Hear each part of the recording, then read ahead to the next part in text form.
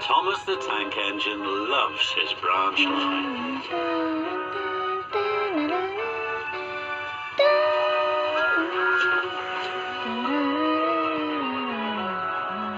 One day, when he stopped at a small station, some children looked sad.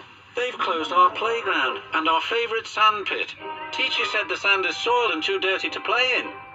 Please help us, Thomas, they pleaded. I'll see what I can do, replied Thomas kindly.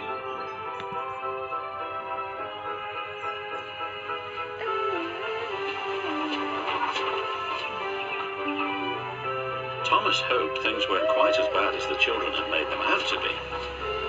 But as he passed their playground, a large sign read, "Playground closed until further notice." The children were right, thought Thomas sadly.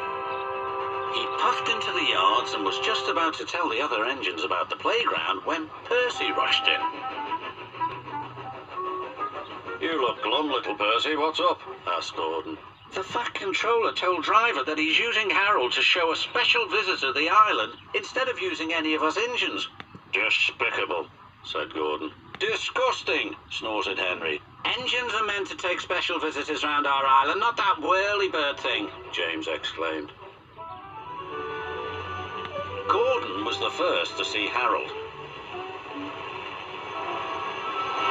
"Harold thinks he can go faster than me. I'll show him." Next, it was Henry's turn. "The Fat Controller has chosen Harold because he thinks he's more important than me." "Well, he's not. Harold can't fly through tunnels."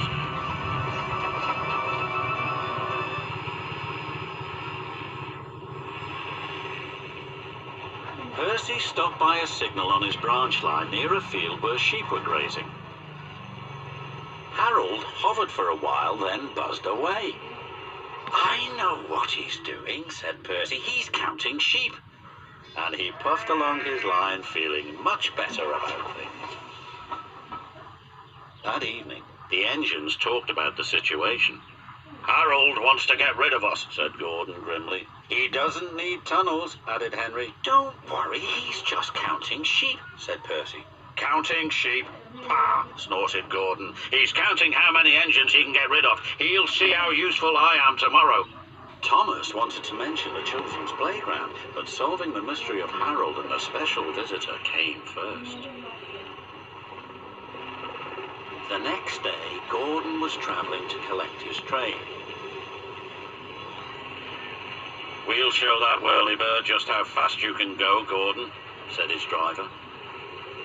Because they were watching Harold, they missed a signal and went onto the wrong line. Gordon was travelling to trouble. Ahead was a tunnel under repair. His driver reduced steam and braked hard.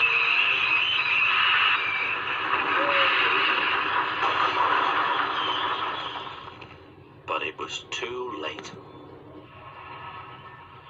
Later, Thomas pulled Gordon clear with the breakdown train. The Fat Controller spoke severely to Gordon's driver about the accident. "Will Gordon be scrapped, sir?" asked Thomas sadly. "What makes you think that?" said the Fat Controller. Thomas decided to pluck up courage.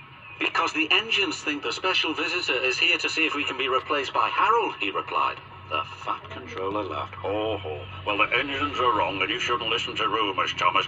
This gentleman is making a new playground for the children. It was easier to find a suitable site from up in the air." "And what's more," said the special visitor, "that tunnel sand will be perfect for the playground. Found by accident and rumour, you might say." The Fat Controller still uses Harold to fly above the island. All the engines know that Harold isn't spying on them. He is, in his way, just being very